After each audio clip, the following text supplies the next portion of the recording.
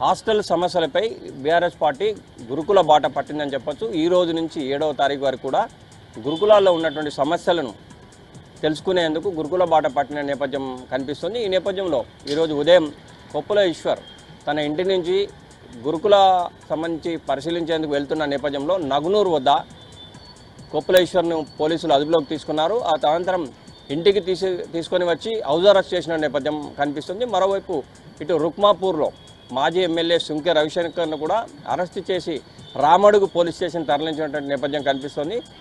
ముఖ్యంగా గురుకులాల్లో కనీసం మౌలిక వసతులు లేవు। మరోవైపు పిల్లలు రోజురోజుకు చనిపోతున్నారు। వారికి సరైనటువంటి అంటే ఆరోగ్య సమస్యలే కానీ ఇలాంటి సమస్యల పట్ల ప్రభుత్వం పట్టించుకోవడం లేదు।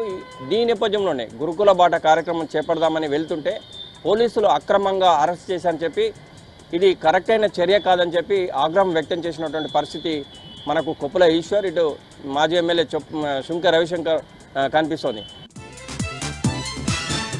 ఈరోజు ముఖ్యంగా ఈ నెల ఆఖరు 30వ తేదీ మరోవైపు కార్తీక మాసం నేపథ్యంలో కూడా వేములవాడ రాజాని ఆలయంలో ఈరోజు ఉదయం నుంచి కూడా పెద్ద ఎత్తున భక్తులు తరలివచ్చి దీపాలు ముట్టించి తమ ప్రియతమ రాజరాజేశ్వరిని దర్శించుకున్నటువంటి పరిస్థితి మనకు కనిపిస్తోంది।